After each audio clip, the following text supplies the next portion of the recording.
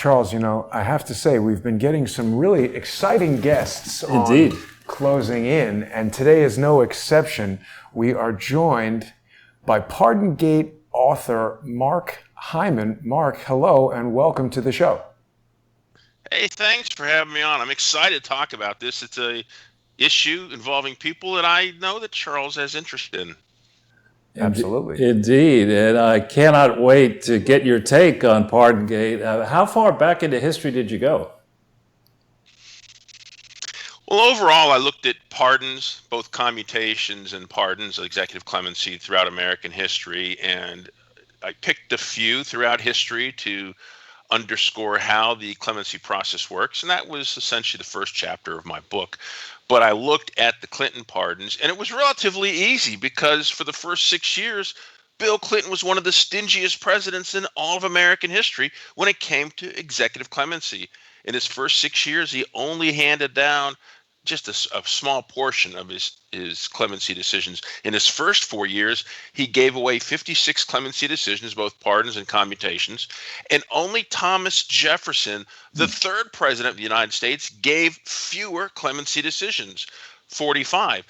But Bill Clinton went from being the stingiest in history to one of the most generous, starting in August of 1999, only days after Hillary Clinton announced she was going to run for the U.S. Senate. Imagine how that worked out. There's no connection there. I mean, no need for cash over here and availability to get cash over here, is there? No, it's interesting because, people who've asked about it, so how did he start this process off? And his first effort to trade pardons for money, gifts, or influence started with his offer of clemency to 16 FALN Puerto Rican terrorists. This is a group that didn't even request clemency. And Bill Clinton approached him and said, I know you folks haven't even requested clemency, but I'm going to give it to you. Just promise that you're not going to engage in any more criminal activity. And people have to wonder, of all people, why did he do that? Well, if you're going to run for statewide office in New York and you're a Democrat, you better win New York City pretty handily because most of the rest of the state votes Republican. And if you're going to win New York City, you have to go for all the various groups. Now, New York City's politics are balkanized. People are divided along racial, ethnic, religious, country of origin backgrounds, and politicians in New York City have always pandered to the various groups. But only the Clintons were savvy enough to consider trading pardons and commutations in return for electoral support. Puerto Ricans, as a group, historically have been very reliable Democratic voters. At the time, in August of 1999, Rudolph Giuliani was the presumptive GOP nominee. This was before he was diagnosed with prostate cancer. And he was very popular in the Puerto Rican community. In his last run for mayor, he got 43% of the Puerto Rican vote, which is astonishing for a Republican. The Clintons saw the tea leaves. They saw that if they're going to win New York City, they have to win back that Puerto Rican vote. And the way to do it was offer clemency to 16 FALN terrorists, which is what Bill Clinton did. Now, were they the ones who blew up Francis Tavern? Or that's what I wanted to say. We need to stay on this for a minute because it has to go beyond just wanting the Puerto Rican vote, Mark. I mean, this was such a controversial group linked with the Weather Underground. Seemingly, there are links to some of the groups that are involved in what's going on now. What other insight can you give us about this pardon? Well, you're absolutely right. The FALN terrorists received clemency, received specifically didn't receive pardons, but this was the group that engaged in what they would characterize today as peaceful protest. They set off bombs, they killed people, they murdered people, they blew up the Francis Tavern. For your viewers, they should appreciate the Francis Tavern is the single oldest structure standing today in Manhattan. Stephen Francis, the man who built it, was a close personal friend of George Washington. Our founders met there. At times, our seat of government was meeting in the Francis Tavern. Great history.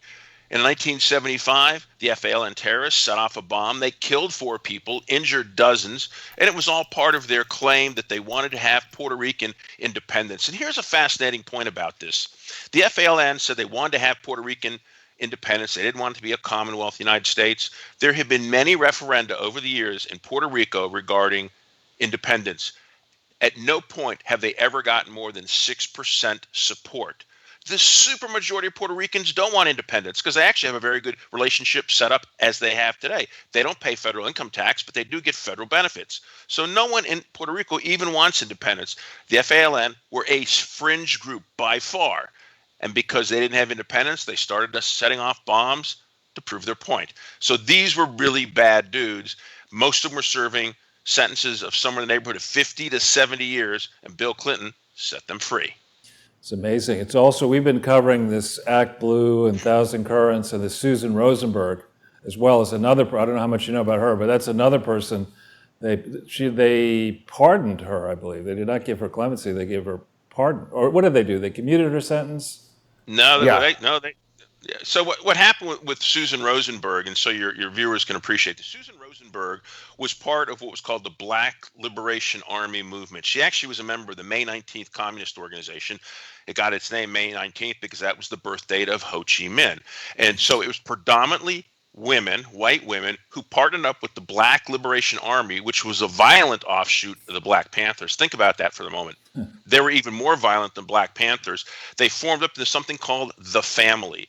And their goal was, well, it's kind of hard to tell. They just were anarchists. They were kind of like today's Antifa and some of the Black Lives Matter folks. And I don't refer to the BLM in the small lowercase. I'm just talking about the larger organization. There is a formal organization called the Black Lives Matter Global Network. They have 14 chapters around the country. They are espousing a Marxist doctrine. They talk about destroying the nuclear family. They want to end capitalism. These are pretty hardcore people. And this family was similar in that regard. And they engage in things such as murder, robbery, bombings. Susan Rosenberg was the mastermind behind the 1981 Brinks armored car heist that left 2 policemen dead, several people injured. Mm-hmm. When she was finally arrested, she was at a storage facility and was caught with 740 pounds of stolen ammunition, weapons, and explosives. The officer who arrested her, as he handcuffed her and walked her away, she turned to him and she said, "Today's your lucky day. I should have killed you." Susan Rosenberg eventually was tried and convicted and sentenced to 58 years in prison. And yet Bill Clinton set her free. And people have to wonder why. Well, this is one particular pardon. I devote an entire chapter to it because it really follows the ideology of Hillary Clinton. Most people don't even realize when Hillary Clinton was at Yale, she actually got students together to protest on behalf of Black Panthers who were on trial for the murder of one of their own. They believe one of their own members was a police informant. For 3 days, they tortured him, stabbed him with ice picks, burnt him with cigarettes, cut him with knives before they shot him in the head and killed him. And a trial was being held, and Hillary Clinton got students together to protest and said, these men are innocent, they're being framed, this is all about race. Hillary Clinton's behavior at Hale was reprehensible. In her memoir, Living History, which she had written after she left the White House, she talks about the Yale Law Review many times. Hillary Clinton never even served on the Yale Law Review. She served on the alternate publication, which was something of a social Marxist law publication that had pictures of police officers drawn as pigs. It was unbelievable. So she never mentions that law magazine, but she mentions the Yale Law Review, in which she'd never served. By the way, the other magazine, she was the editor. I thought the name of her book there was Lying History. Well, it's interesting because there's so many elements. As a matter of fact, when you talk about these pardons, which were such a big part of Bill Clinton's legacy, particularly his last 18 months, she never wrote one word about these very controversial pardons. And I mentioned the title of my book is Pardongate, How Bill and Hillary Clinton and Their Brothers Profited from Pardon. That isn't just a comment. That is a reality. Everybody was profiting. Hugh and Tony Rodham, which are the brothers of Hillary Clinton, and Roger Clinton were literally shaking down. I shouldn't say shaking down. I'm sure that wasn't what they were doing. They were hustling pardons in return for 6-figure payments. It was so brazen that in the final months of Bill Clinton's presidency, Roger Clinton was cold calling clemency applicants, offering to hustle up pardons in return for $100,000 payments. One of those people who took a phone call had spoken with me and said, "I'd never met Roger Clinton in my life. I don't know Roger Clinton. How did he know that I applied for clemency? That's not public information." And how did he get my private cell phone number? I didn't give it to anyone, Wow. but it wasn't my pardon application. So clearly, Bill or someone at the direction of Bill had given Roger the list of people who had applied for clemency with their personal contact information, and he began cold calling them, some of whom paid him to get clemency. It's amazing. So I know at least the Denise Rich pardon, or the Mark Rich pardon, was brokered through, in part, donations to the Clinton Foundation. Are you aware of any other donations for pardons that went via the Clinton Foundation? How much time do we have? As much as you want. No, actually, a lot of this kind of predates the Clinton Foundation. At the time, let's talk about the Clinton Library, because at the end of 2000, Bill Clinton had a fundraising goal of $200 million to build the Clinton Library. And as you may recall, in the last several months of his presidency, the public had soured on Bill Clinton. There was the whole Monica Lewinsky business. Remember, he was disbarred both in Arkansas and by the U.S. Supreme Court. Couldn't practice law in either place. So Bill Clinton had problems. In December of 2000, he had raised less than $3 million of his $200 million goal. Fortunately, there were people like a New York City billionaire who said, I will give $1 million to the Clinton Library if you pardon my good friend. His friend got a pardon. Bill Clinton got $1 million check. Nations Bank CEO made a similar offer. I will give $500,000 to Clinton Library if you pardon my buddy. That transaction was completed as well. So there were people who were trading pardons and cash as part of this process where the Clintons were treating a government process like clemency as if it was their personal property to sell or trade as they saw fit. It wasn't just Bill and Hillary who were profiting. And it wasn't just the brothers. People in the Clinton orbit were profiting. Let me just give you an example. And one of the things I did in this process was after Hillary announced she was going to run for the U.S. Senate, I scrubbed every single clemency decision from that last 18 months of Bill Clinton's presidential term. Because this first 6 years, they were pedestrian, not many people, and they're relatively anonymous folks. But those last 18 months were out of control. We're talking hundreds of pardons that were handed out and commutations. And so there were two Arkansas men who decided they wanted to get pardons for their tax fraud convictions. Now, tax fraud isn't a violent crime. It's not the sort of thing that we feel like we have to bar the front door. We're worried about folks like that. It is a federal offense. It is a felony. So these two men from Arkansas hired a New York City attorney out of a firm in Manhattan who had never prepared a clemency petition in his entire life. They contacted him the last week Bill was president.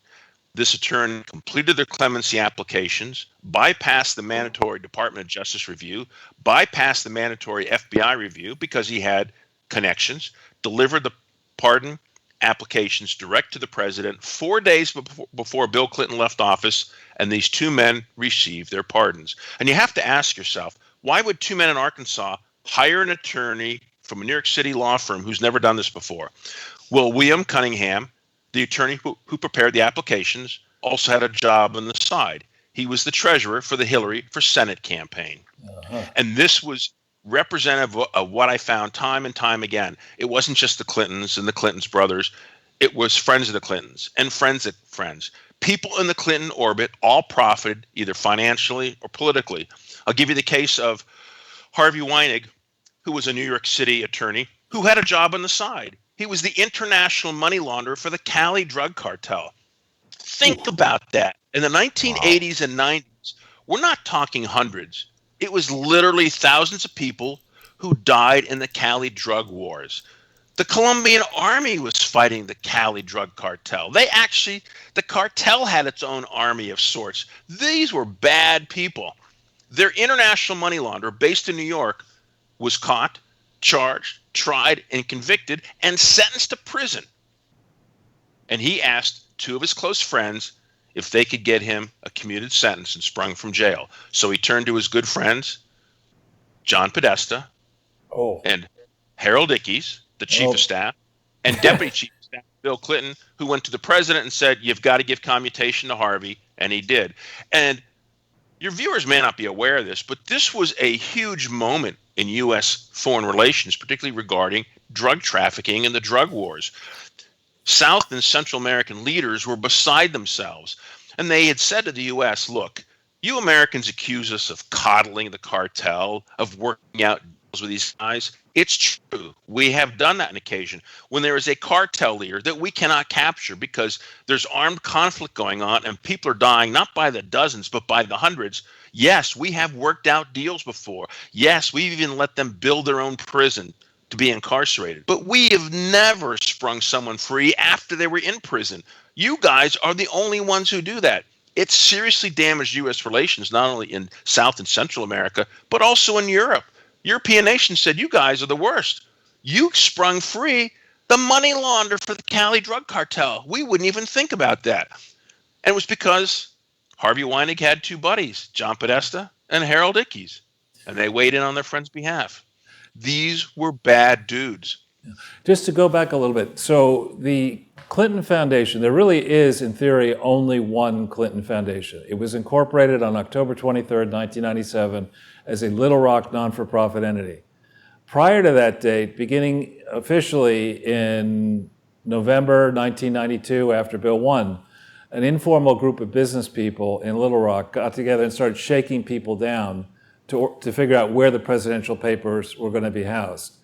All of that work from 92 till October 23rd, 1997 is illegal. So you can only have a foundation, it has to be more than incorporated, as you may know, it has to be organized, formally organized. They didn't make an attempt to organize it until December 23rd, 1997, and then it wasn't actually organized. It was under the purview of Williams and Connolly, the law firm, which was owed millions of dollars. Again, a questionable transaction. And in the period you're talking about, December 23rd, 1997 through January 20th, 2001, it's a very interesting period to juxtapose the information you have versus the filings of the Clinton Foundation. And it's even worse, I suspect, than you described, because the Clinton Foundation was directed from Washington, D.C. when Bill and Hillary were living in the White House. They never registered in Washington, D.C., which you have to do. They then began fundraising in New York. And before you even ask for money in New York, in theory, you have to register, and they didn't do that properly. So I think I'm going to read your book with keen interest for the details of these Clinton Foundation things, but I think there are so many illegal acts, state, federal, and foreign acts, that predate the mess they're in now. Absolutely. And I've made the case to a lot of folks, and I address it in this book, that the Clintons' two-decade pay-to-play scheme, which enriched Bill and Hillary to the tune of $240 million personally, and the Clinton Foundation by billions, actually began with the sale of these pardons. Right. It crystallized for them that they could take a government property or process or an entity and actually treat it like personal property and sell it. And once they realized that they could profit from the sale of these pardons, that set in motion the whole two-decade pay-to-play scheme, in which the Clintons were trading all sorts of favors, particularly with Hillary as the Secretary of State, benefit the Clinton Foundation. In my first book, which is over my right shoulder on your left, which was published last year, I addressed some of these Clinton scandals. This book, Washington Babylon, is about 130 scandals throughout American history of every topic you can think of: political, sex, sports, entertainment, military, national security. But if it wasn't for politics and sex, it would be a much thinner book. And I addressed the Uranium One issue because, and this is the most important point I think people need to take away from Uranium One, which was ultimately the sale of much of U.S. uranium ore assets ultimately end up going to the Russians. But the most operative point in all of this that I think your viewers need to be familiar with, a company was started in Canada that wanted to get into the uranium mine business. Didn't own any mines, didn't own any uranium, never had any experience in it, but they worked out a deal with the Kazakhstan government to buy some uranium mines. And then the deal started to go south. The Kazakhstan government was having second thoughts. Hillary Clinton sent U.S. State Department officials to Kazakhstan to negotiate the sale of Kazakhstan-owned mines to a Canadian-owned company. No Americans involved in any of this. And why did they do it? Because the owner of that Canadian mine was the single largest donor to the Clinton Foundation, gave $100 million to them. It was a process that was repeated time and time again. It was repeated again in Colombia, which the Clinton Global Initiative, part of the Clinton Foundation, claims is one of their biggest success stories. But that really was just a shakedown of the Colombian government to sell mines at a discount price to a Canadian businessman who was a donor to the Clinton Foundation. It's something they've done actually all over the world. Just as a point of information and clarification, I bet you don't know who the biggest donor to the Clinton Foundation is or the scale. But out of the $3.2 billion of declared money that's gone to the Clinton Foundation, the largest donor to the Clinton Foundation is the despicable World Health Organization, $700 million, through something called UNITAID, UNITAID. And UNITAID gave, in the election cycle 2007 to 8, they gave $200 million to the Clinton Foundation, of which an estimated 80 million disappeared, just at the time that Hillary was running for president the first time. I just tell people when it comes to the Clinton Foundation, just take a look at the filings, the mandatory filings they had to do with the state of New York.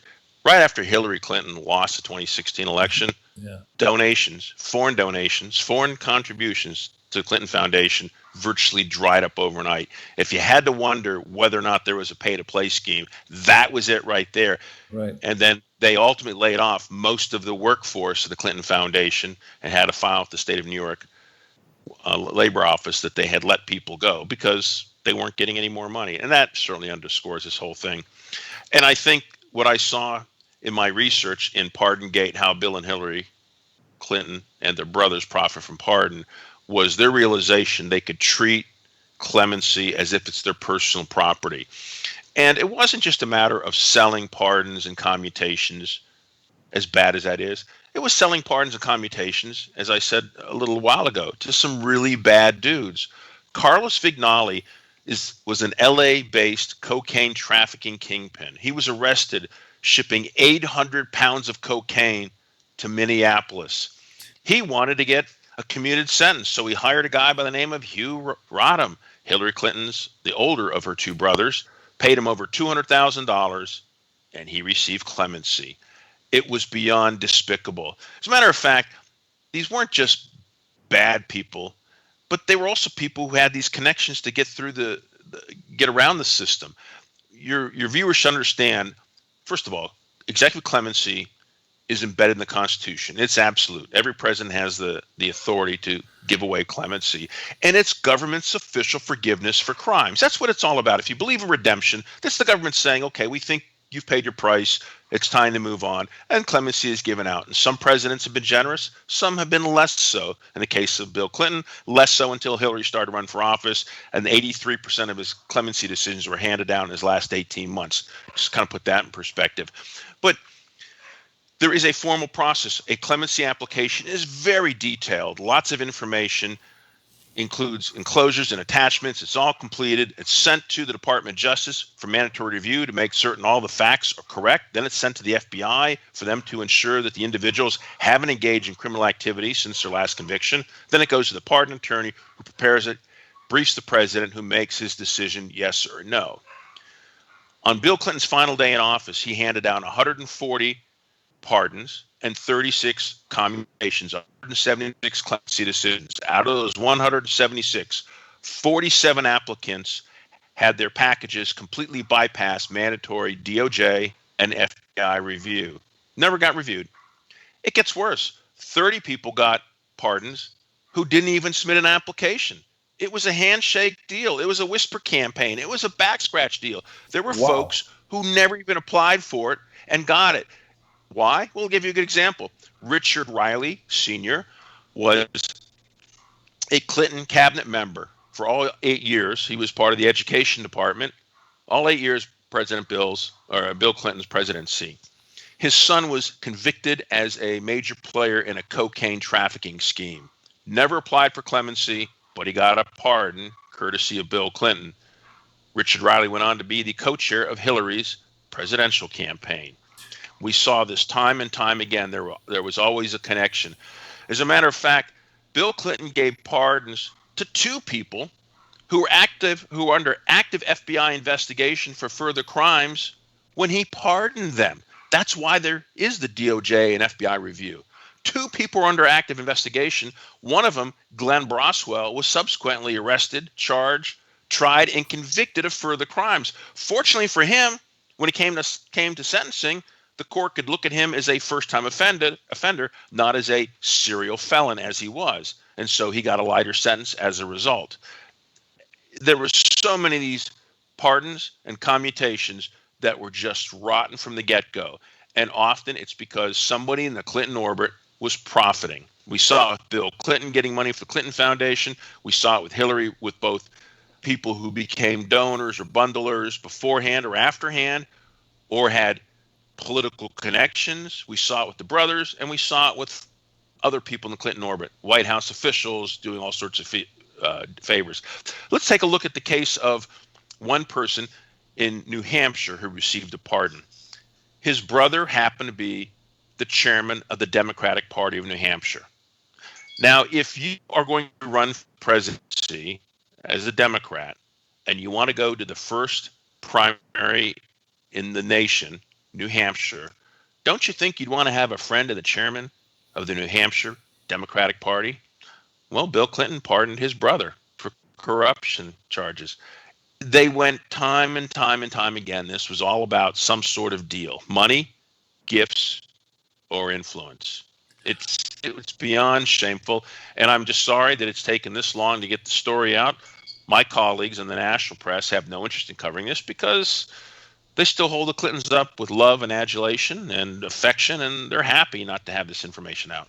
It's amazing how many drug offenders and cocaine traffickers are among the list. I mean, we hear about other presidents pardoning people. Donald Trump is posthumously pardoning people who modern laws, like there was that boxer who was imprisoned for marrying a white woman. That makes a lot of sense in terms of trying to right the historical record. How the hell can Clinton justify pardoning all these cocaine dealers and terrorists and murderers? Hookers and blow, man. That's his life. Oh, yeah, right. Yeah. And I'll have to be fair about some of this. And I am a person who believes that there should be some reform of our criminal justice system. I think we need to be a little more common sense about it. So I'll give you a hypothetical. A president who, I'll be more specific. I actually did a show a few years back in which several of my guests were people who were pardoned by Barack Obama. Not exactly a political supporter of his, but I think he was on the right track with some of his pardons, because there were people who were first-time nonviolent drug offenders who'd received lifetime sentences. And I think most people would look at that and say, if you're a nonviolent first-time offender, I'm not sure that a lifetime sentence is what you should get. So in some cases, he commuted sentences. And I think that makes sense. And I think most people would look at that and go, I'm okay with that. Yes, there have been times throughout history where people have received pardons or commutations that have had us shaking our heads. Most recently, the political left went nuts over Roger Stone, and the implication was that Donald Trump was ensuring the secrecy of Roger Stone. He's not going to rat out the president. The president has essentially said, look, there was no underlying crime. There was no collusion with Russians regarding the election. So if there's no underlying crime, how can someone be convicted of obstructing that crime? Now, technically, Roger Stone was not convicted of obstruction of justice. He was convicted of perjury to Congress. And he was sentenced to prison. You know, we've got the FBI has an attorney who is now pleading guilty to changing evidence. He's an attorney working for the FBI, and he changed evidence. Chances are he'll probably never see the inside of a jail cell. But Bill Clinton said, look, there was no underlying crime. That's why I'm pardoning Roger Stone. One of the many people who received a pardon under Bill Clinton, who didn't even submit a request, was Susan McDougal. Your viewers may recall Susan McDougal, she and her husband Jim McDougal, were the business partners of the Clintons during the Whitewater scandal. 14 people were convicted of felonies of the Whitewater scandal, not lying to federal agents, actual corruption charges. Susan McDougal, your viewers may recall, went to jail for months because she refused to testify against the Clintons. So you can see what happened. She kept her mouth shut. She gets sent to jail, eventually gets convicted, sent to prison for felonies, and Bill Clinton pardons her, even though she never submitted a pardon application. I would say that's pretty strong evidence there was a payback there. Yeah, I agree. Now, how much of your book talks about anything related to China? Not a whole lot. Didn't find a whole lot that was in there. I certainly talk about that a little bit with Wen Ho Lee in my first book, and there was a little bit of Bill Clinton involvement with that. So I didn't find as much of that. I think it was really focused mostly on the political and financial paybacks. And frankly, Hillary Clinton was collecting political and financial IOUs. She later cashed in when she ran for the presidency. I document in the book 70 people, either who received clemency or were individuals lobbying on behalf of others who received clemency, who had direct ties to Hillary Clinton. It's shocking how many of these people had those kinds of relationships, just like her brothers. And here's an interesting data point. Every person that her brothers were paid to represent received clemency. Most times it was pardons. Roger Clinton was paid also by a lot of people, but not all of his folks received clemency. And you have to wonder why the difference. And this is the way I look at it, that Bill Clinton only had to suffer through the disappointment of Roger, who said, look, I got paid a couple $100,000, but my buddy didn't receive a pardon. Although I suspect Roger probably didn't even care if they got pardons or not, because he got the money, cashed his check, and went home. But does Bill really want to incur the wrath of Hillary if her friends, her brother's friends, that pay her brothers, don't get their pardons? I would imagine there was no way he was going to put up with that. So every person that I found that paid Hugh and Tony Rodham got executive clemency. In most every case, it were pardons. I'd suggest humbly that perhaps that was a precursor to the Kobe Bryant forgiveness ring. In other words, Bill had hugely embarrassed Hillary, although I think she knew all about the Monica Lewinsky stuff in real time, et cetera. But, Bill had some big bills to pay to her, exactly the time frame you're talking about. No, absolutely. And I think that was what the Susan Rosenberg clemency was all about, that was all about Hillary and her ideological point of view and how beholden she was to that fringe, violent element. You mentioned a few minutes ago, you talked about the Mark Rich pardon, which is the one that had received the most attention. And it was atrocious by far. And just to refresh everybody's memory, Mark Rich was a commodities trader. He was a billionaire. And he had a habit of trading with every bad guy country out there. Not just bad guys, but bad guys who had issues with the United States. Mark Rich traded with Iran when it actually held 52 Americans hostage after the U.S. Embassy takeover. He traded with Libya after it was determined to be responsible for the downing of the Pan Am flight that killed 189 Americans. He traded with North Korea and with Cuba. He traded with Iraq on the corrupt oil for food program. If there was a bad guy out there who was on America's bad guy list, Mark Rich traded with him. In the end, by 1980, he had dozens of felony charges labeled against him. He fled the country, went to his villa in Zug, Switzerland, renounced his U.S. citizenship, destroyed his passport, and then years later, his ex-wife, Denise Rich, showered the Clintons collectively between the Clintons, their various political groups, their campaigns, the Clinton Library, and so forth, to the tune of over $3 million to give Mark Rich a pardon, even though the U.S. Department of Justice opposed it, even though Bill Clinton's own White House counsel opposed it, even though Mark Rich and his business partner, Pincus Green, both renounced their U.S. citizenship, Bill Clinton still gave them pardons. This is another topic I want to keep you on for a second, Mark, because you just mentioned some important things. And before I ask you this, I think we need to remind everybody that you're not talking about a bunch of decades old. I mean, it is decades old, but the book has just been released only a few weeks ago, June 30th, 2020. So there are a lot of new revelations in the book, and you delve into these things with greater detail, really, than anybody has before. And when you're talking about Mark Rich, and you mentioned also Pan Am Flight 103 and Mark Rich trading with Libya, it's really super interesting because trading with Iran, to what extent did Mark Rich play a role in the Iran-Contra deal, and how do we really look at this pardon given Bill Clinton's role in Iran-Contra as the governor of Arkansas, where all that cocaine came into Mena, Arkansas. And I also want to just throw this out there to see if you're aware of this detail. There was an FBI special agent in charge named Oliver Buck Revelle, who had a long career at the FBI, spanning everything from the Weather Underground on up through the bombing of Pan Am 103. He ran out onto the tarmac at Heathrow Airport to retrieve his son and daughter-in-law from that Pan Am flight as it was taxiing away. So obviously suggestive of foreknowledge of the bombing. And in a book, it said outright that he had foreknowledge. He sued the author all the way up to the Supreme Court for defamation, but was unable to prove that what the author said was untrue.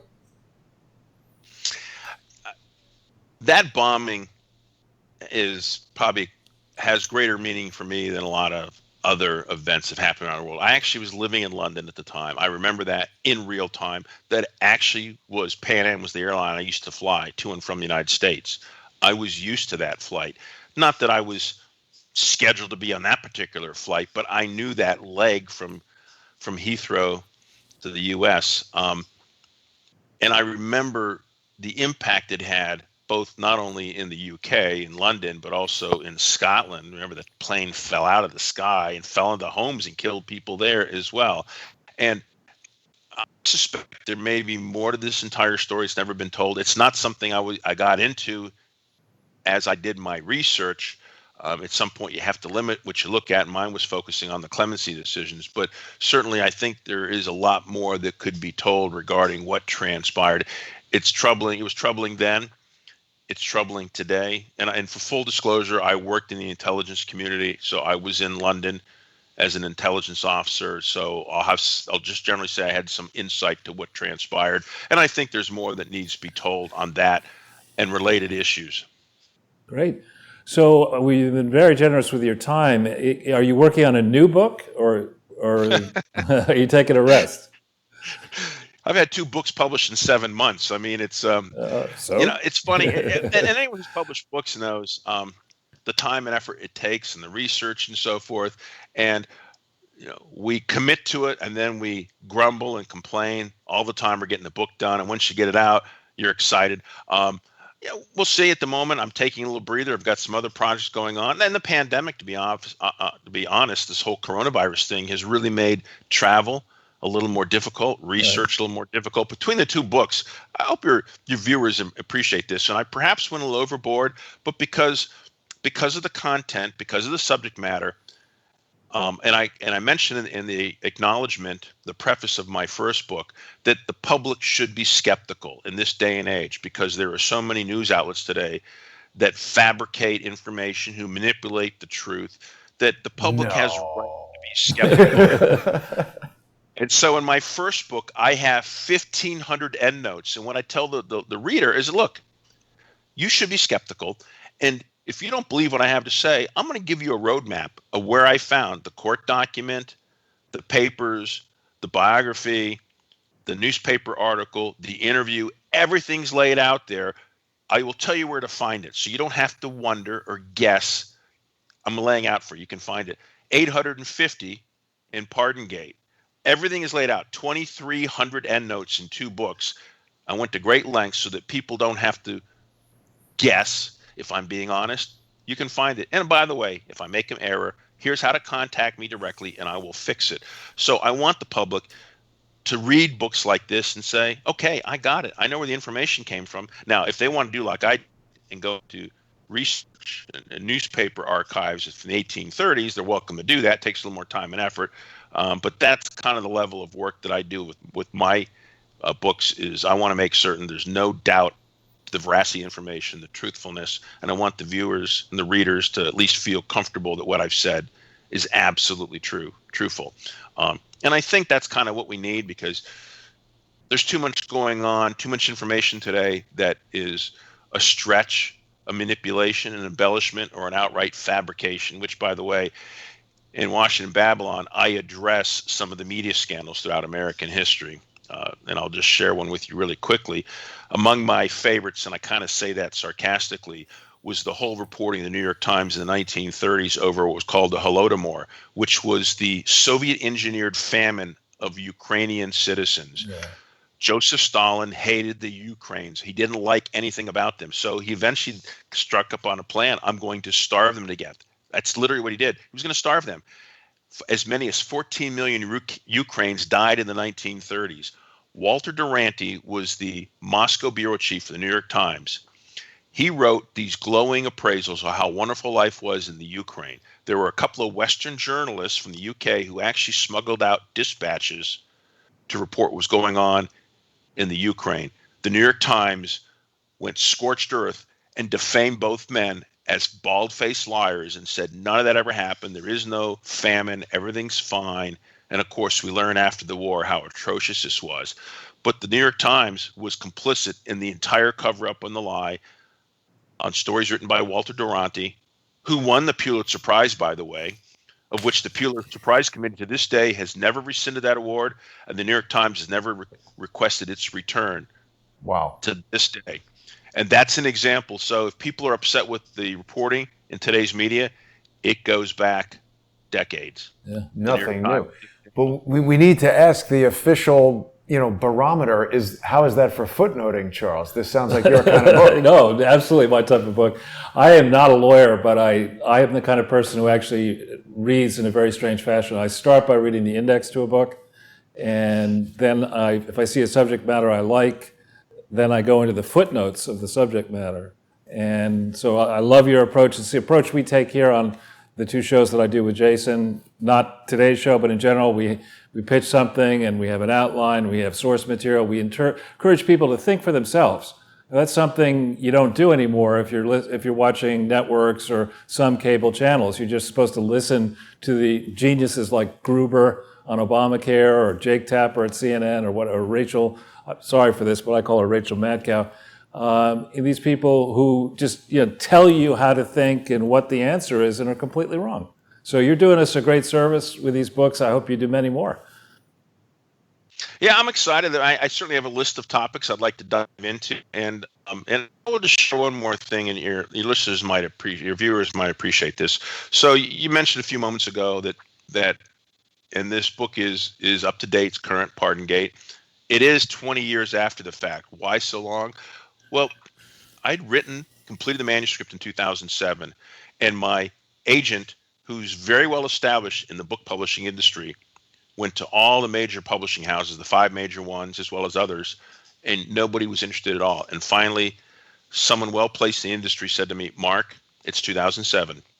He'll be elected president next year. We only want books that genuflect to her. We don't want anything that's critical to Clintons. I could not get anyone to publish this book in 2007.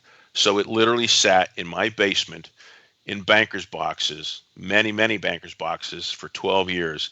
And after Washington Babylon came out last year, my publisher knows about this manuscript. We talked about it, and he said, I really want to get this book out in the streets. So I spent a few months updating from 2007 up through early 2020. There is some new information in there, some new revelations, some new details of things that fleshed out, but I wanted to make certain that everyone knew this is the entire story as I saw it from Bill Clinton's final 18 months in office, really from the time Hillary Clinton decided she wanted to run for the U.S. Senate.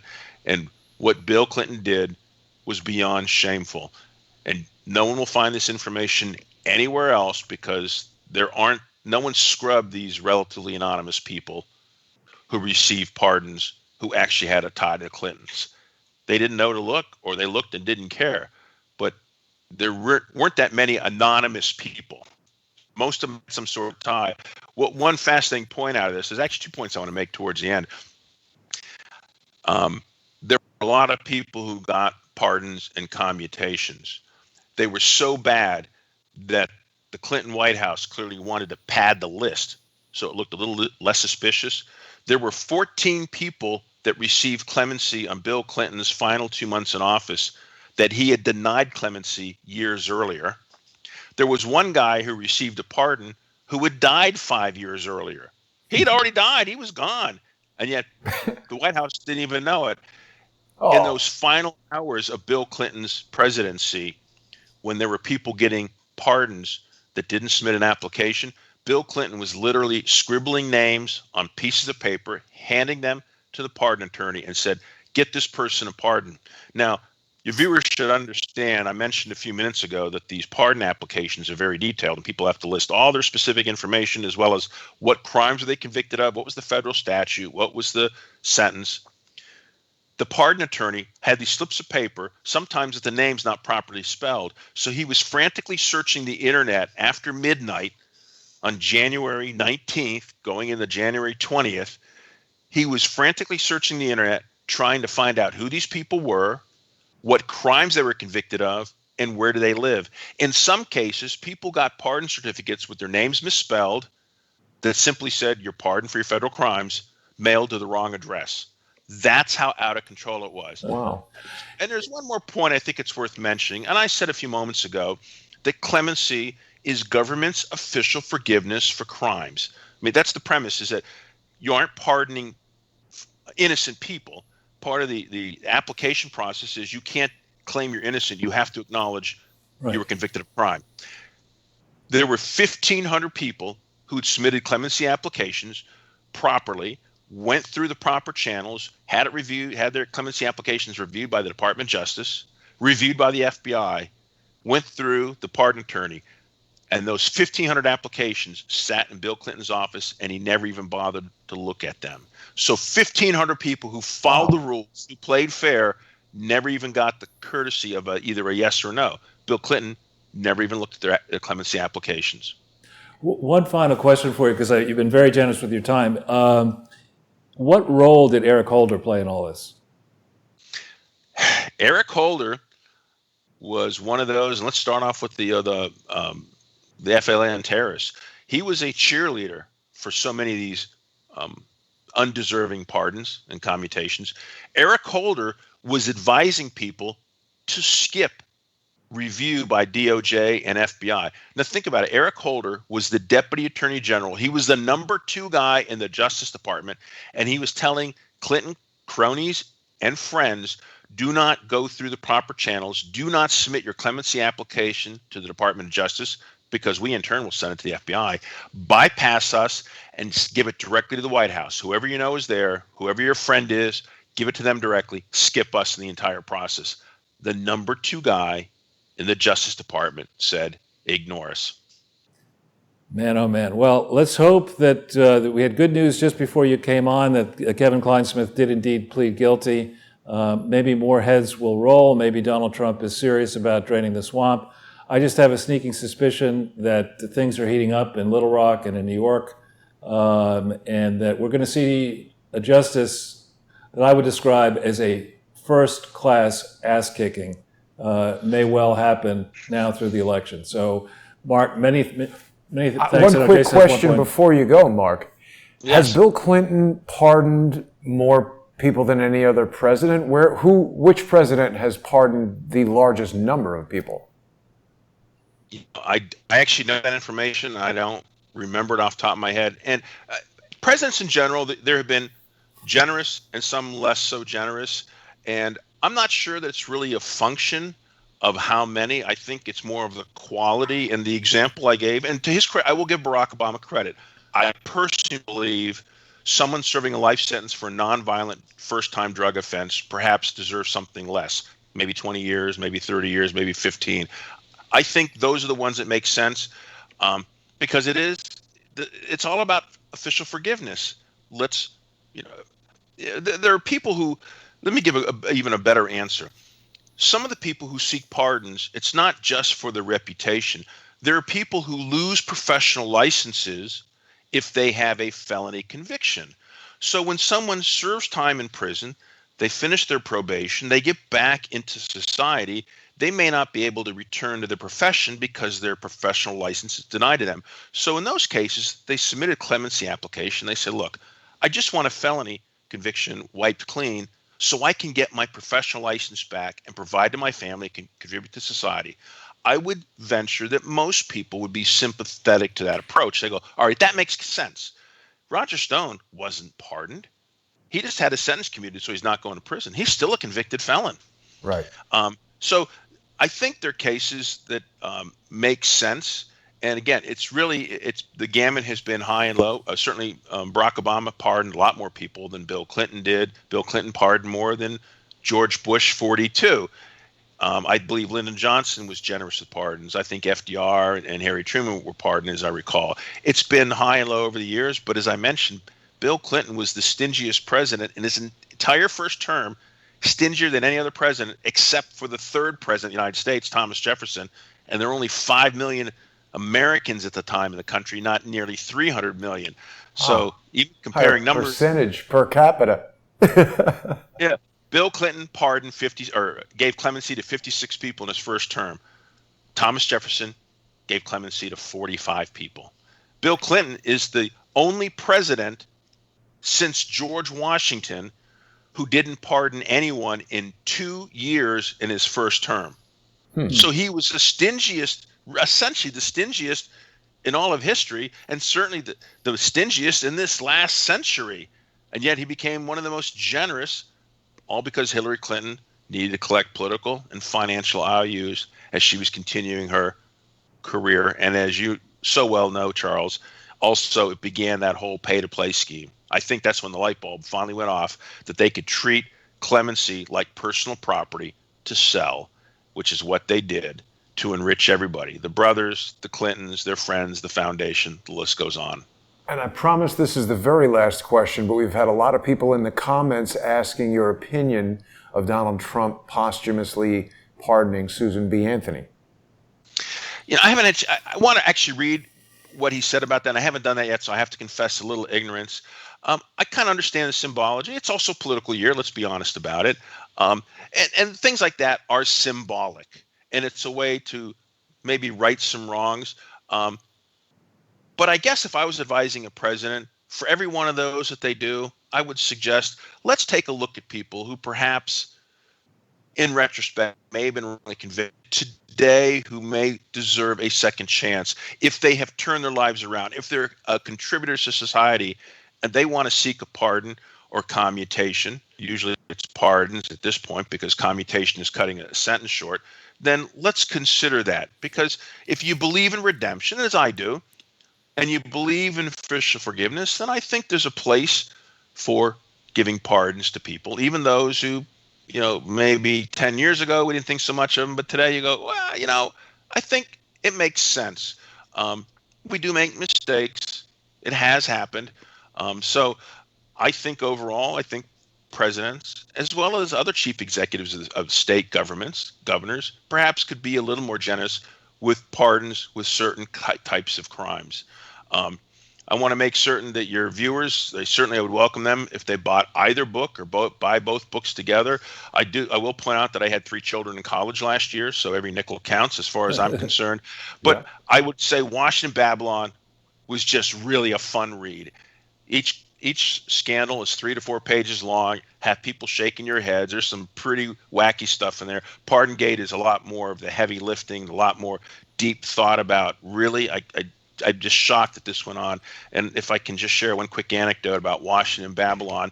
So I mentioned earlier that if it wasn't for politics and sex, it'd be a much thinner book. There was a reporter who called me and asked me about essentially a question. He wanted to know if this was the most scandalous time in American history, since I wrote a book about scandals.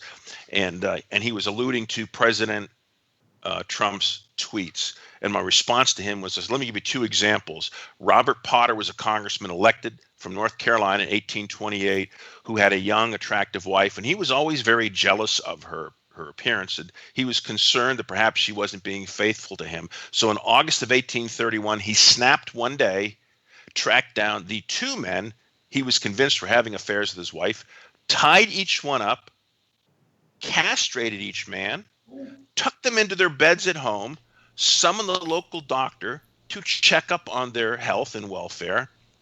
And even then, the U.S. House of Representatives would not expel him from Congress. Wow.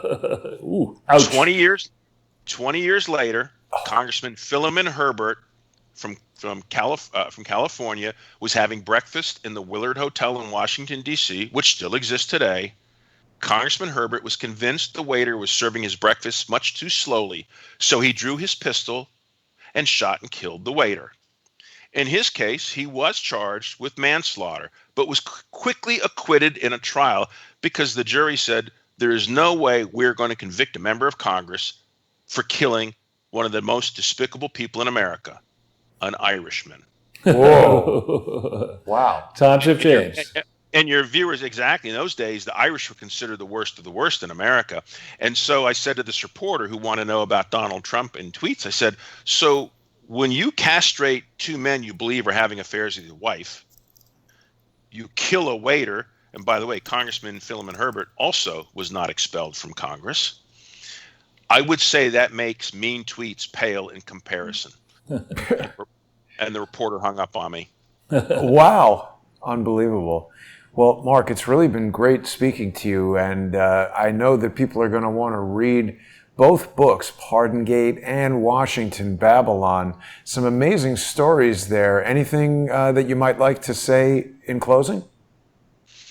You know, I appreciate anyone who reads it, and I certainly love to hear their comments, particularly if you go to Amazon or Barnes & Noble and place the comments which you like. Certainly rate the book if you rate both books if you would. I hope people take something away from this, and I think the larger issue, I know this sounds maybe a little arrogant, but I certainly hope there's a greater demand from the public for writers to be held accountable. I have done that preemptively with 2,300 endnotes. Every fact that I laid out there, I said, you know what, I'm going to put a note on it. I'm not even going to question whether I should or shouldn't. I'm going to put the reference for where I found it, including newspaper archives from the 1830s, court documents from the 1850s. I went through all of that material so people will know where to find it. Because I think those of us who are in the media, whether it's on television news or radio or the internet or write books or magazines, we should be held accountable. We should be able to be trusted. I'd like to hope, I really hope the readers trust what I write. And if not, they can fact check me. And I lay out in the book how to contact me directly, and I will do my best to correct it. I don't care about spinning anything. I just want to tell the truth as I understand it from all the material and research I've done. No one's done anything close to what I did with Pardongate, looking at all those. And certainly when it comes to American scandals, I probably left out a couple hundred. But I will tell you, your viewers will be shaking their heads. And there's some in there, I think for the most part, people are going to say, wow, I can't believe people are that dumb that they would do these stupid things. But they did, and some did okay in life. They never were held accountable for their scandals. So that's a long answer to your question, but certainly I encourage people to buy the books. I had fun writing them. I hope they have as much fun reading them as I did writing them, and I hope they get some information out of it they can use. Well, thanks again, Mark. Enjoy your evening. Hope you have continued success in all your endeavors, and I hope that whatever universities your children are going to actually open up and welcome them for physical learning. We'll have you back on when it suits you, and thanks for all your time. Yeah. Thanks, Charles. Jason, thanks. I appreciate it. Wonderful to meet you, Mark. Looking forward to speaking more about Pan Am 103. Have a great day. Thanks. Well, Charles, there we go. Mark Hyman, Pardongate, and Washington, Babylon. That's fascinating. Yeah, and amazing that it took so long for the book to finally get the publication that it deserves. Yeah, I mean, it's impressive work that he's done. It's going to be really interesting for me to go through the 800 endnotes in the second book on the pardons, because I have a suspicion I will find information of great relevance to our ongoing expose of the Clinton Foundation. So yeah, he's a great guy, and it's a great book. And I would encourage our viewers to go out and buy the book. Think about buying it to give it to people for birthdays and looming holidays, which are nigh upon us. Yeah. I wonder if a book like this would sway. It seems like the Clintons can basically do whatever the hell they want, and nobody seems to care. But I mean, pardoning these terrorists, I do agree with what Mark said, that if somebody is in prison for life, we've heard some of these stories with that 3 strikes rule and marijuana possession, even cocaine possession. It's different than being a cocaine trafficker or somebody who's bringing tons of it into a city where I'm not condoning the use of cocaine, but there's a big difference between personal use and doing something to yourself that maybe requires treatment versus being an arch criminal who's distributing this stuff and causing violence and chaos. Right. Exactly. And I think, he made another good point about the 2007 decision to just deep six his book by the major publishing houses. And when you think about history here, in the moment when it is conceivable that the Wicked Witch of the West, Hillary Clinton, would become president of the United States, and you look at this history of how they've treated people in the past, friends and enemies, you do think twice, if you're a big publishing firm with media interests owned by a billionaire, about crossing somebody who could be in the White House for 8 years and then, God forbid, have a daughter in the White House. Wow. Yeah. So there is, in 2020, let's hope that, particularly now that we see this Democratic nutcase convention unfold, it could well be that the party elders who still have money left are going to look at this and say, now, wait a minute. We were served by the Clintons possibly well in 93 to 2001. But kind of ever since then, not so much. And this globalism project, it looked like it could work back in 93 when David Rockefeller was selling it, Henry Kissinger was selling it, and Bill Clinton was selling it, and even the Bushes were on board for it.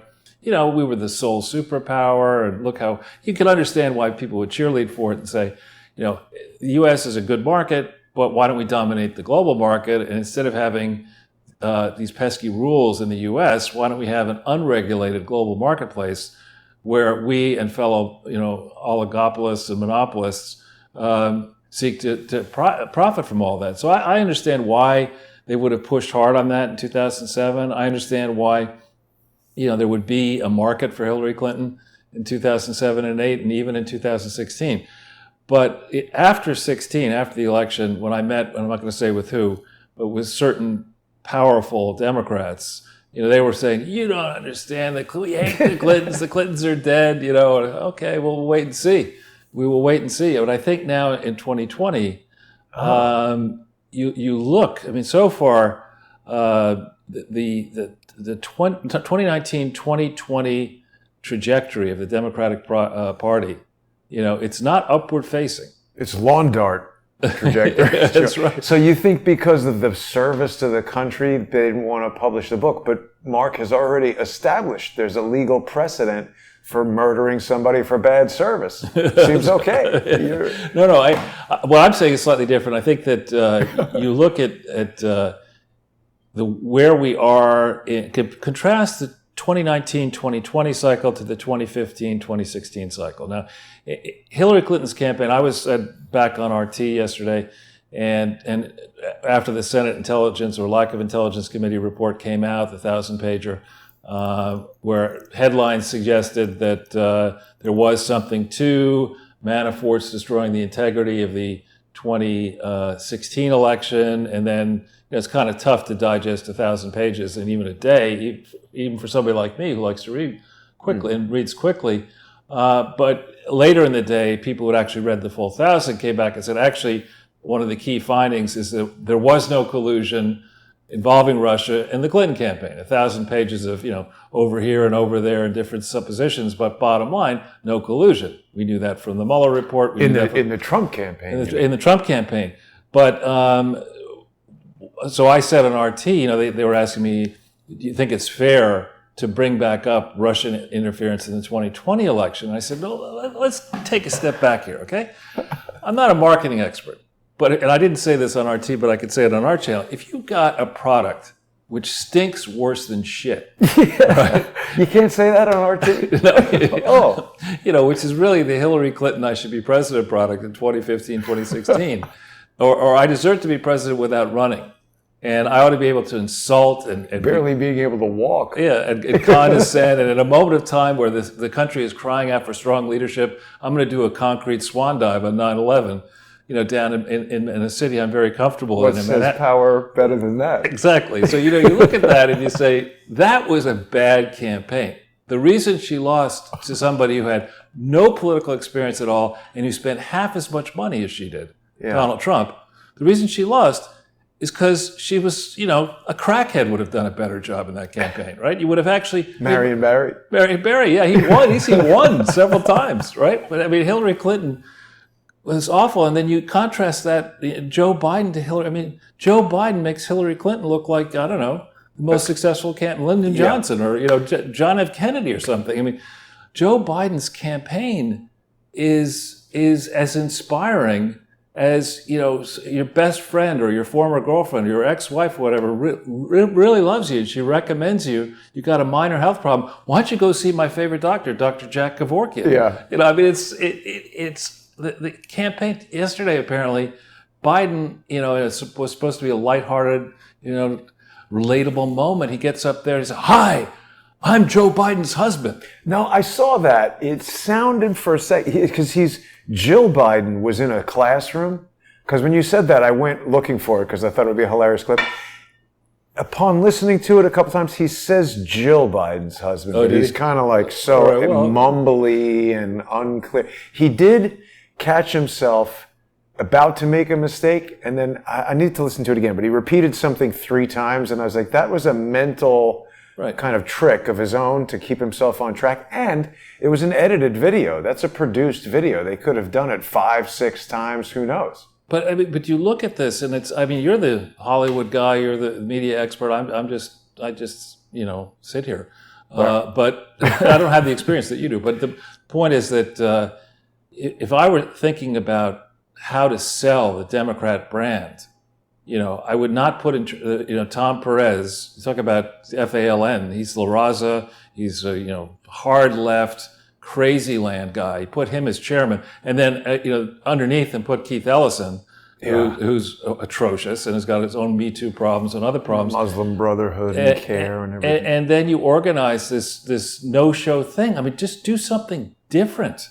Don't have because you can't have a physical gathering, just put up pictures of an empty arena and then have all these different empty-headed people get up and say empty-headed things to a laugh and applause lines. I mean, it's nuts. They should have done it like Fox Sports with fake animated video game characters. Right.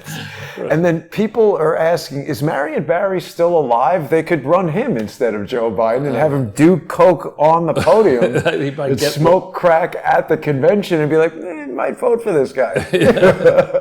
But it's, you contrast that. I don't know how much time you've had to look at some of these recent developments, but there's an ad that went viral yesterday. The woman, I think her last name is something like Klasic, or is it Klacikla, I think. There it is. Yeah.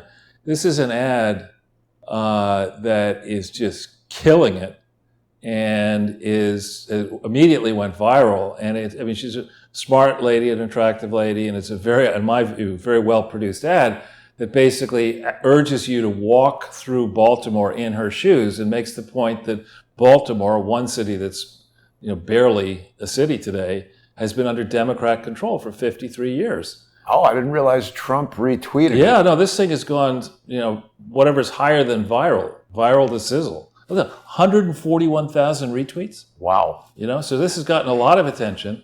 It's an amazing contrast to see such an unattractive background and such an attractive woman walking through it. Like, frankly, if she was my girlfriend or sister, I'd be like, what the hell are you doing? Get out of that neighborhood. Right. But that's why it's so effective. And it's also the case that, sadly, this is not the only neighborhood like this. Poughkeepsie, New York is like this. Parts of New York City are certainly, every day more parts of New York City are like this. And around the country, you can point to many, many Democrat-controlled, graft-ridden, corruption-ridden, unsafe places where the residents have, for some strange reason, come to accept this state of play. That's just the way it is. 10 times the murder rate. Right. That's stunning. And you have these nimrods running around, stealing money in the guise of Black Lives Matter. This is somebody who really cares and wants to change opportunities and the trajectory for Black lives in Baltimore. And I encourage her, applaud her for doing this. I think you're going to see this template rolled out around other cities in this country. I would also note overnight that you know her better than I do, but our mutual friend Laura Loomer has won a historic victory. Yep. Speaking of cancel culture, she's been She kicked off Twitter and Facebook and you name it. Uber, Lyft, everything. Chase Bank closed her account. Yeah. Look at that. So did Trump say anything about Laura? Well, he would. If she wins, she will be his congressman. That's pretty good. And so that's pretty cool. But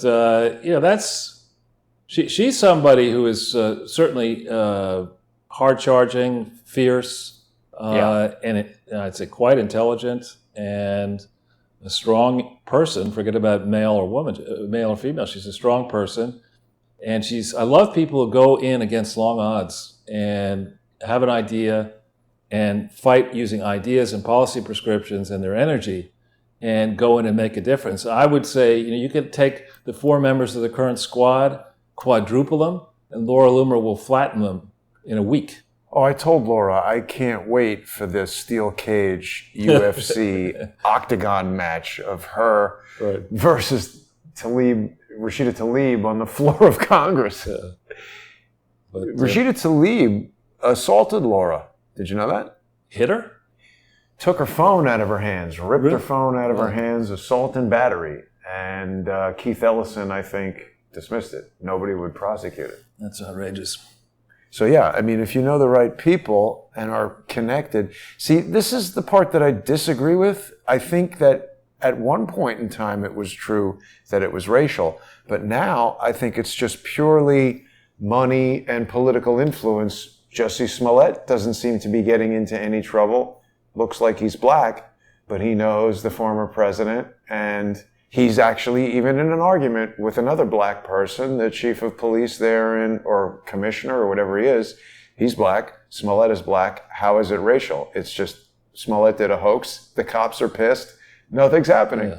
Yeah, and it's so. I mean, to falsely accuse somebody of anything is so damaging. Yes, and it's something that really, when it happens, it needs to be severely punished.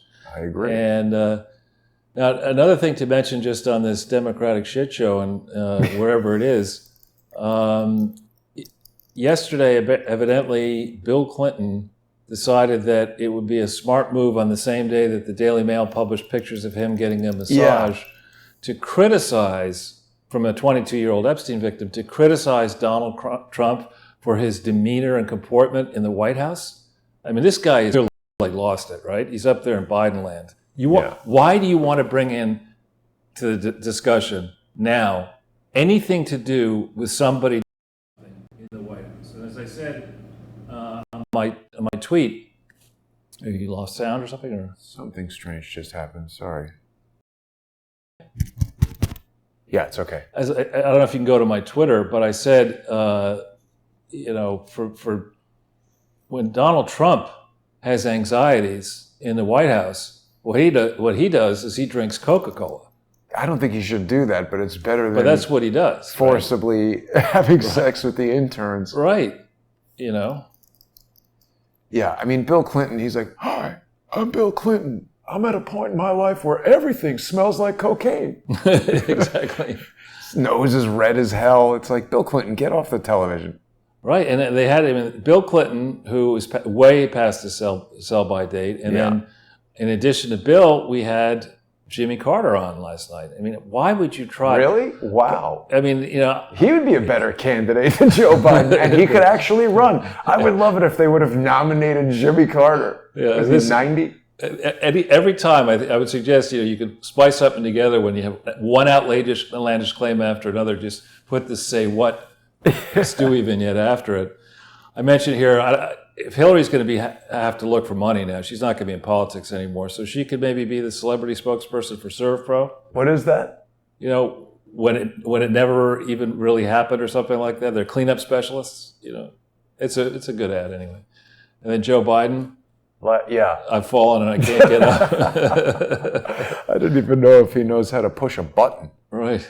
Gosh, Joe Biden, what a horrible candidate. It's really... And what's happened is that we had a fellow on a number of weeks ago where we talked about Fox News and polling, and how the polling is going to tighten up after both conventions because we're going to move off registered voters to likely voters. But in the last week or so, the polling has really tightened in Donald Trump's favor. Some are saying it's in part because African-American voters have looked at the CHOP and they've looked at Kamala Harris and they've looked at the policies, prescriptions of defunding the police and opening borders and all that kind of stuff, and they're saying they're doing Stewie. Say what? They're not buying it, and I think that is true. I really think. I mean, the condescending way in which these experts who around the Democratic Party behave is as if we couldn't possibly understand the right thing to do. I mean, we have to listen to Gruber, we have to listen to you name it. Tell us. Ben Rhodes and others explain to us, or John Kerry on foreign policy. We really just shut up and listen and applaud for them and give them more money. I think the average person is saying, now wait a minute, this stuff has not worked so well in my city in Baltimore. It hasn't worked in Washington, D.C. It's certainly not working in New York City. And Donald Trump in Yuma yesterday was up there. It was 122 degrees in a hangar. And he's getting quite polished now in his barnstorming spiels. But he made the point that in 2016, he loved the election, but all he could give you were promises in 2016. He could only say what he hoped to accomplish. In 2020, he can point to his actual accomplishments. And he made the point that he has actually given people far more than he promised he would accomplish in a term where he has been attacked at every turn by every quarter in the political spectrum, especially, sadly, the never-Trump Republicans. And the devious ones who are, for example, on the Senate Lack of Intelligence Committee, who've been screwing that thing up, and other Senate committees, or they're stuck in the FBI or DOJ or IRS. So this is a guy who's, what is he, 73, 74 at this point, Donald Trump? It was just his birthday recently, wasn't it? Yeah, and Flag Day, I think. And here he is, no script. He's not shuffling on one of those, hurricanes or whatever. I mean, he's standing up in front of an audience extemporaneously. 74. Yeah. Extemporaneously reacting to things in the minute, and doing so with great humor. He's an epic troller. Yeah. And you contrast that with Biden. It's just like, the ump should call this fight before it happens. It's just going to be too dangerous for Biden. Do you notice here, Charles, on Wikipedia, Donald Trump's age popped up right at the top. How old is Joe Biden? Huh. 77, I thought. But it doesn't have his age listed there. I think his personal details are further down. Yeah, there he goes, age 77. But actually, go back up. What's his middle name? We got to. Does Donald Trump know that this is his middle name? Where is it? Right further up. Robinette. What? That is a strange name that I've never heard before. I was going to say that his middle name is Graft, but he's only 3 years older than President Trump. And the only other person I was interested in knowing how old he is. 90 plus. Yeah, but he would be a better candidate than Joe Biden. He could be like, a stronger candidate. Stronger, and he could say, I'm more qualified. 95. Wow, 95. That's pretty good. Yeah. Just the fact that he's still alive at 95, he knows something. Yeah, I mean, you put him up, and he's got a better middle name, too, Earl. I mean, Earl or Robinette, who do you want? James Earl Carter. You could do a pretty James Earl Jones. You could do a pretty remix of Seinfeld's scene. Remember when the bodybuilder training him is a certain age, and then he hurts himself, so they bring out his father. Oh no! Yeah, right. He lifts up the TV. Right. Yeah. Well, I was thinking if James Earl Carter won't run, they could run James Earl Jones. He'd be a better candidate. We could start making lists of who would be a better candidate than Joe Biden. But actually, that would take way too long. You could make a very short list of who would be a worse candidate than Joe Biden, and there's not many people on that list. Pocahontas. Would she be worse? Yes. All right. Yeah, I think she'd be equal to or worse. Less. I think she'd be more likely to be elected than Joe Biden. No. No? No. I mean, she's... People are seriously considering voting for Joe Biden. I cannot believe that. I don't think any sober people are seriously considering it. I mean, honestly, I think people will say, if you're on television, you have your own podcast, you might say certain things, but and in a party setting amongst friends, you're going to say something. Instagram, people are all over Joe Biden. Well, when it comes time to vote, by the time November 3rd rolls around, we can be very certain there are going to be more scandals coming. There may be scandals touching Trump. There are certainly going to be scandals touching the Clintons and Obama and Biden, Durham related and Clinton Foundation related and other ways. And we're 70 plus days away from it. And I just don't see the enthusiasm. I remember in 2008 vividly, right at this time frame up through election period, there were Obama stickers and placards and whatever everywhere in Greenwich Village, everywhere. Yeah. Right? There's nothing. You don't see people with a Biden. The only people I see people walking around smoking weed is Yeah. all I see. Yeah, exactly. I mean, the only people you're going to see with a Biden button are people who just don't know that they're wearing it. You know, I mean, I see no signs of enthusiasm. In contrast, the Trump boat parades, the Trump rallies, and, you know. I think he's going to win for sure. I'm just saying, like, my, Hollywood people on Instagram are all putting up stuff about Joe Biden.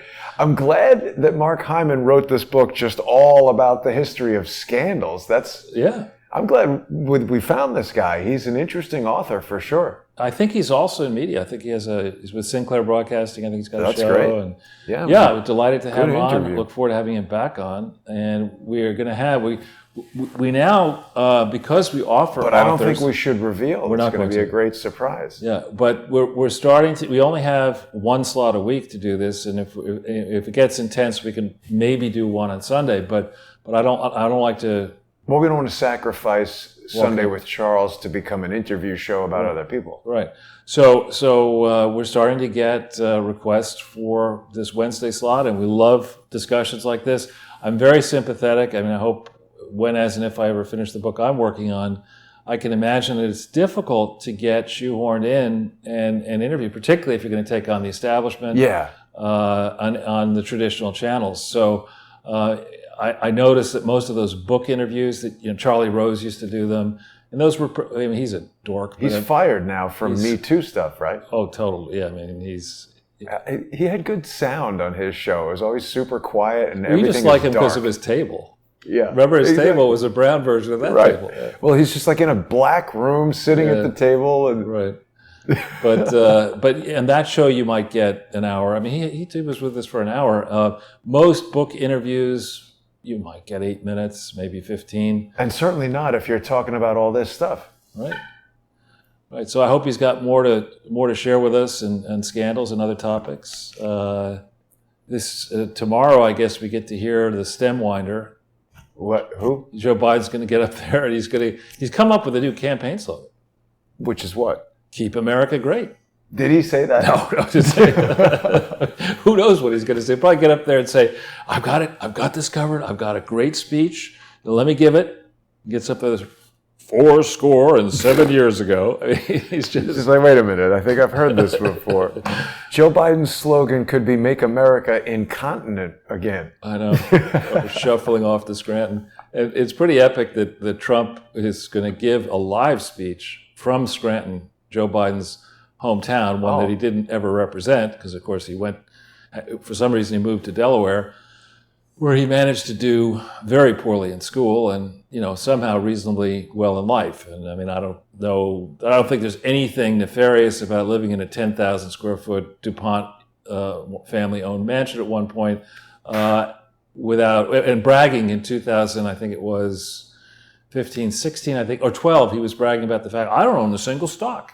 I don't have any assets. So how did he get all that money to buy the huge house? $10 million house, did you say? I said 10,000 square foot house. But that's still got to be a lot of money. Yeah, and maintaining it. And, I mean, I guess think of all the money he saved riding Amtrak. Yeah. Think of all the money he saved by stealing it. Yeah, and anyway.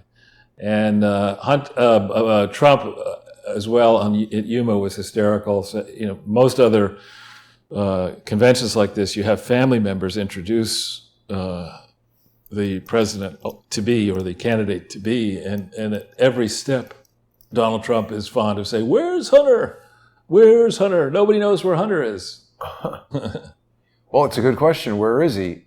He's either dodging a paternity suit in Arkansas or smoking crack in a Hertz car. Or counting his millions. You got to be pretty dedicated to smoking crack if you're bringing it with you in the rental car. What's up with that? I just remember I had no direct.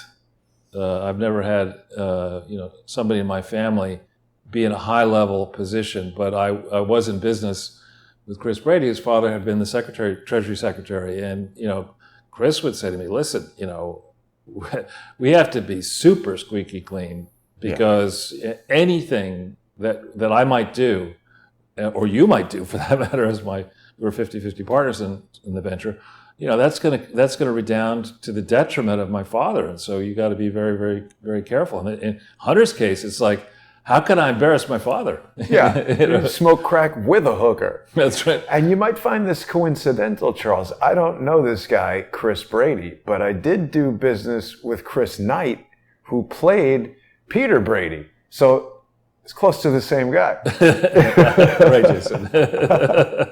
Exactly. Yeah. I mean, Well, Charles, we're almost at the end of the show here. There's a lot of people who are really concerned that Kleinsmith is a patsy. Actually did a show last night with Mike Moore on Patreon and Subscribestar, More Pain, where we had Kevin Kleinsmith in a Patsy Cline dress, and he was Patsy Kleinsmith.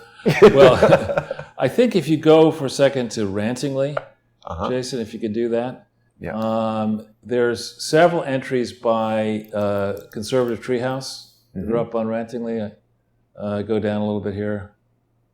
Further down. Yeah, further down. Diversity. Slowly. Wait a second.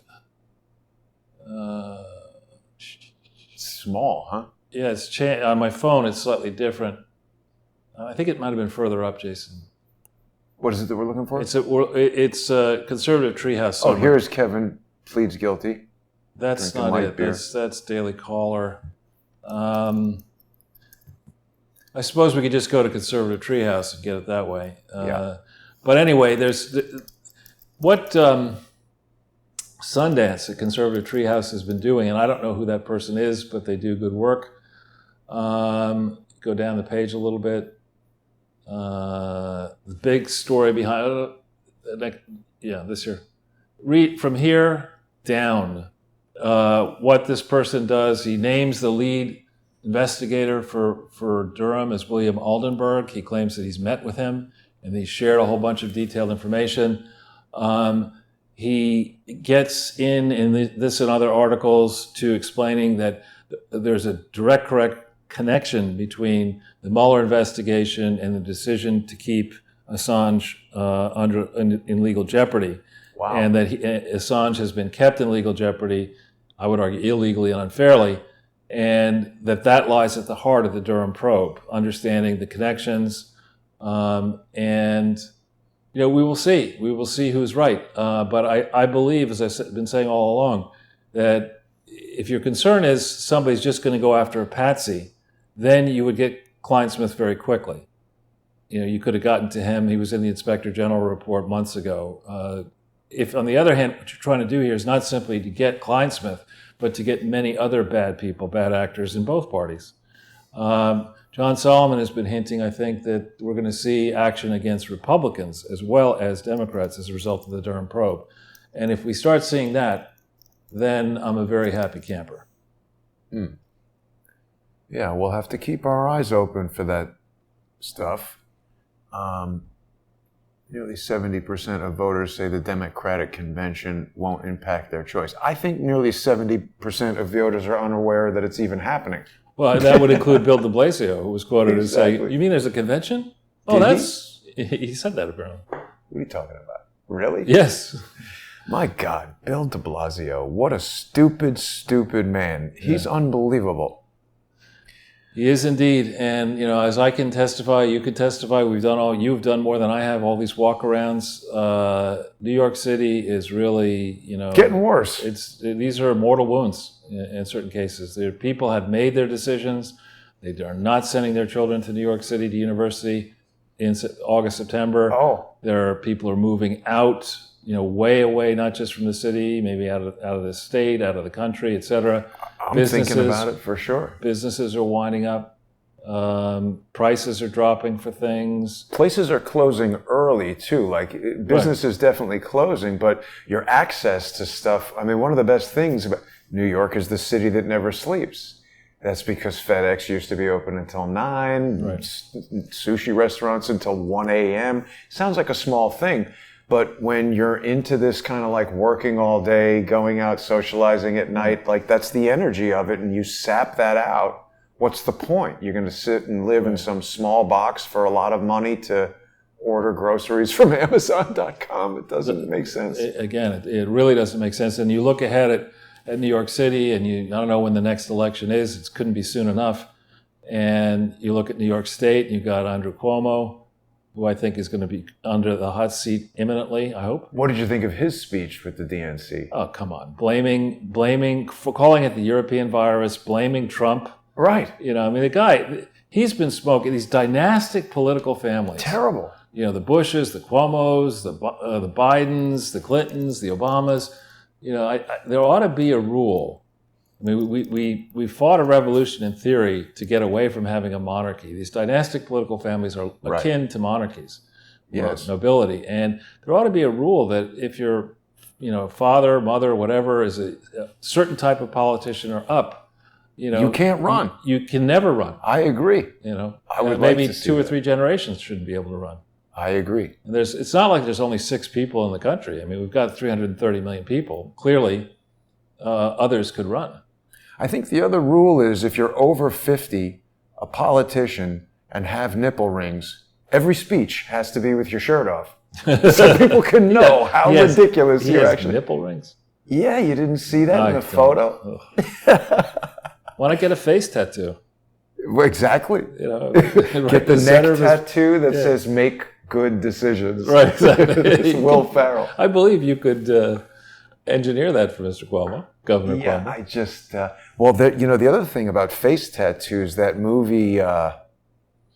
What's the movie that Todd Phillips? Hangover. Sure. There's some scene where the guy like gets drunk and wakes up and he has the face tattoo.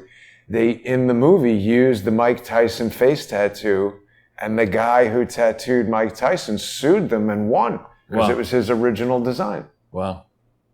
Yeah, that movie was too bizarre for me.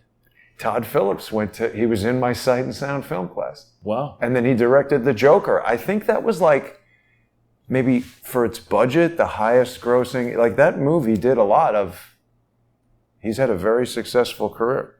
Good. So Charles, anything else you'd like to cover before No. we close it out today? Well, I think it's been an excellent episode. I was very pleased to meet Mark Hyman.